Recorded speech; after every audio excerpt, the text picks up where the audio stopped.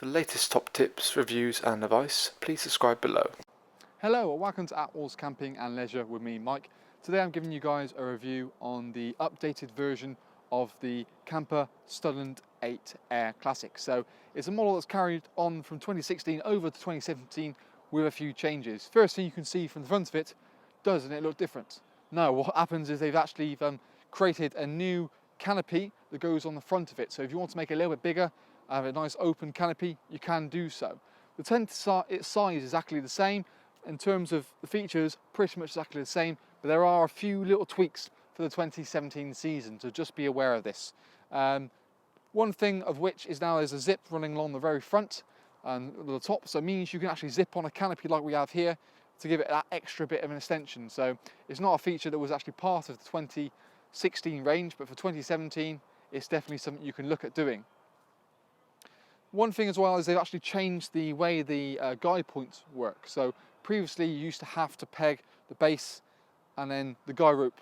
Now it's all in one point. So what they've done is Kampa have colour coordinated the main 4 tabs of the awning in a blue. So you've got main 4 tabs, and then it's just a case of pulling one single point out to here, which will not only brace the bottom, but then it also tension the guide rope. So you can go along and tension the guide rope at the same time. So the idea of it is meant to be quicker and even easier than before to put up and down these inflatable tents. Not only was, as you can see from our pitching videos that we've done in the past, before this system came along, and how quick and easy it was. I mean, I myself could pitch this own thing in 10 minutes flat, so brilliant sort of system. For the 2017 season, what they've also done is actually up-spec the pump. A few sort of niggles from 2016 seasons, the pump wasn't quite strong enough to handle what they wanted it to do. So they said Kampa have listened to what people basically feedback's done, beefed up the pump for the 2017 season. I mean, from the outside, you still got the joys of a free position living area, which I can go through when we go inside and talk more details about that. But they use basically a polycotton material for the Classic. They do exactly the same model in terms of size and features, just in polyester. So really the Classic refers to the classic material of polycotton. If you don't know what polycotton is, it's a polyester cotton blend. So it's 65-35% mixture, and it gives you the properties of more breathability. So one thing you do find in polyester tents is an issue is condensation, and it feels a lot warmer inside. Polycotton, so the cotton element of it actually reacts to the temperature. So the joys of is the weave actually opens up, allows air to pass through it, and it keeps it a lot cooler inside. But also on the reflection, when it's sort of a colder day, the weave tightens and keeps the warmth inside. So it's really the ideal material. The only main drawbacks is A, it's a little bit more heavier, and B, you have to pay unfortunately more for it. But really, if you can afford to, it's worth going for it. The problem you find with camping in certainly continental Europe when it's a lot warmer conditions without polycotton material is it gets quite stuffy inside and particularly unbearable. With the polyester version of the Studland, you still got the beautiful part of these vents panels here. So you've got 1, 2 on each side, which you can actually open up to get a circulation of air. Something they use on the Classic model, but still you can use on the polyester models as well. But in essence, really strong tents, like I said, carries over from the 2016 season to 2017 in terms of style and design, with a few features which I will talk about when we go inside now. So now we're inside the Studland 8 Air Classic. First thing you can see is the 3 different situated areas you've got. You've got your main sort of canopy area, into your living area, and then finally into the sleeping area itself. We'll move from the canopy area and work our way back, talking about all the different features inside this particular tent. So the first thing to make a note of is obviously the front door panel can be put across, so it's completely enclosed. So you can have this front canopy area enclosed, keep your stuff nice and dry if you wanted to. The door can actually be put back into 3 different positions. So if you wanted sort of a third, 2/3, or completely open, it's entirely up yourself. So it's really nice and versatile. There's a ground sheet which is actually supplied with the Studland for the canopy area. Personally, my gut feeling is you wouldn't really want to put it down, mainly because if you have the front door open and it starts to rain, that's going to just collect on the ground sheet there, and it's just no other thing to worry about. If you were looking at buying the extra sort of front canopy, which is now obviously a new optional extra for the 2017 model, with the zip-on, zip-off on canopy, then the ground sheet in here is probably a good idea. But if you haven't gone for the canopy, I would remove the ground sheet, and then when it rains, it's just going to literally go and soak into the ground. One of my many favourite things about this particular tent is the panel on the side here. So you've got a mesh panel, so it allows air to come in and give you a good circulation of air to feel nice and fresh inside it. There's nothing worse than being too sort of stuffy inside the tent. So you've got not only one this side, one on the opposite side, and you've got also two in the living area just adjacent here. You've got a beautiful PVC window on each side, just below the mesh panel, and same on the in the bedroom here, which both have curtains so you can get your privacy.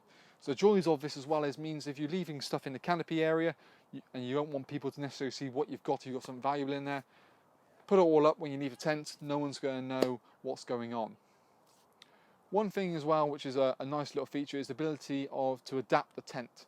So you can actually take the dividing wall between the living area and the porch area, zip it back, have it as one nice big open plan area, which I think really does make a great sort of change, and you can allow you to adapt it to how you want it. So just by zipping it back, there's another zip along the bottom here as well, which you can roll back and then have it as one big nice open area. And in fact, by doing that, it gives you a better view of what we've got inside the tent here as well. My biggest bugbear in a tent for someone my height, 6'2", 6'3", is the inability to stand up everywhere in a tent.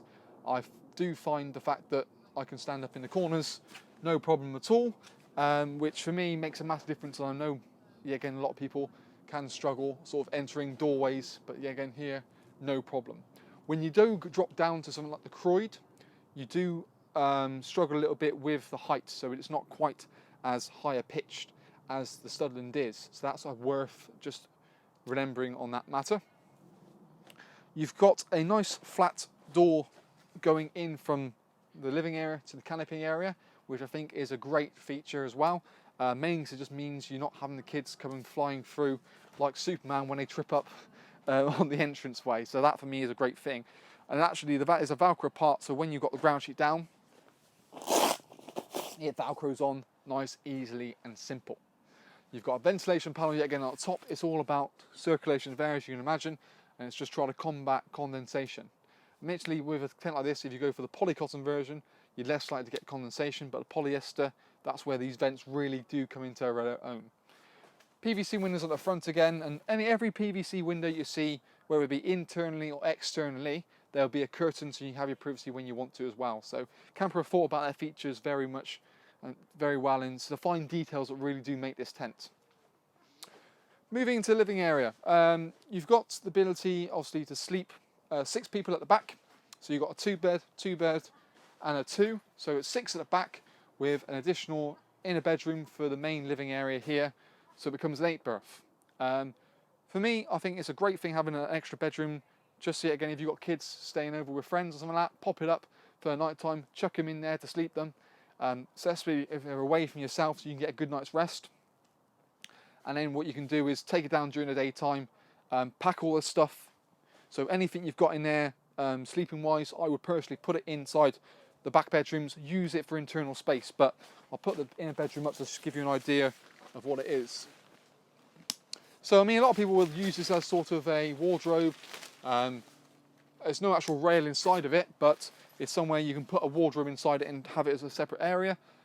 One thing I think is quite a nice little thing that I'm not really sure many people thought about is they've now introduced a mesh door on the front of the inner bedroom. So you've got the normal door, a mesh door. So I think if you've got a dog or something like that and you want them to have their own separate area, you can leave the mesh door in so they obviously get plenty of air and not going to be too stuffy and hot inside the tent. But it means they're sealed in, so they're not going to suddenly go do a great escape or anything on it. So that for me is a great idea. The joys of actually with this bedroom part here is you can quite happily fit a camp bed up there as well, just because it's such a boxy shape. And what they do to make it easier as well, if you put any bedroom in and out, colour coordinate the little clips. So you've got obviously red, which is above me, and then you've got yellow over here as well. So it's just, like I said, small details that do make a difference between a good tent and a really good tent. Moving to the sleeping area, a new change for 2017 is what they've done is the dividers. So last year for the 2016 model, you had the zip dividers down the side, but the bottom part was still left open. So the hand, your kids could chuck the hand underneath, smack another, and pretty much carry on like that way. So this year, there's a zip all the way around and along the bottom, so it becomes completely separate. So again, really nice little feature. They made a sort of change to 2017. It's really feedback from customers like yourselves and the retailers like us who sell the product on where they've made the changes. Biggest change of all comes with a new accessory for all of Kampa's inflatable tents. So it is called the Saber Light. So something that they've done in the awnings, but they've created a Flexi Saber Light for the tents. This of which is just up here. So it's a flexible light which is velcroed in and out of your tent. There's already a velcro, what we call loop, stitched into the tent. So you can pretty much put the lights in at your own disposal. So you can literally quite happily chuck them in, and then it gives you almost like skylights for each beam. So really, there's no real need for the old-fashioned lanterns anymore, because you can quite happily put your roof lights in your tent, and you've got plenty of options to put them in as well. So say just velcros in on the back, so you can have it one, second one bunched here as well. There's a third place here and a fourth place here. So you've got loads of choice on where you want to put them. So if you wanted to go to town, have them every area, and you don't need to worry about any lights anywhere else. You've still got the point of little Velcro tabs. So if you've got a conventional lantern you do want to use, you can create a loop with that, or alternatively use it to tidy the cables away. So with these particular lights, you can actually tidy the cable away quite happily. And on the Saber lights, there is the ability of a remote control, so you can alter the brightness or turn them off, for that matter, when you're inside the tent. So brilliant little thing as well. You've got cable entry points at the bottom, so you can still get your mains hook up inside without having to leave the door open the whole time. And in the main living area, you've got two side doors here. Both have mesh panel as well, so you can get, like I said, back to that circulation of air, keep it nice and fresh inside. You've got the ability, if you wanted to buy some king poles, put them in king poles, the door that is, and just yet again have a small little canopy. On the left-hand side over here, there's actually a rain-safe door. So there's a small canopy pole, same as last year, which allows you to enter and exit through that without having the rain coming down. So it's a great little feature and something that sort of carries over into the 2017 range. Small little things like storage pockets do make a massive difference, popping keys, remote controls, that sort of thing. More lighter items just sort of makes it more hassle-free. And like I said, back to colour coordination on the bedrooms, you've got extra points, sort of red, green, yellow, tabs, just allowing you to make sure you know when you're putting the bedrooms up, you know what order they go in, and you've got mesh panels as well. So there's tons of things involved in this tent, which is definitely worth talking about. It certainly is one of the sort of tents to look forward to for the 2017 season. Normally it's one we have up in our display room, but do contact us and let us know if we can give you a hand with anything. But definitely worth a view for the 2017 season. So that's the Kampa Classic 8 Air.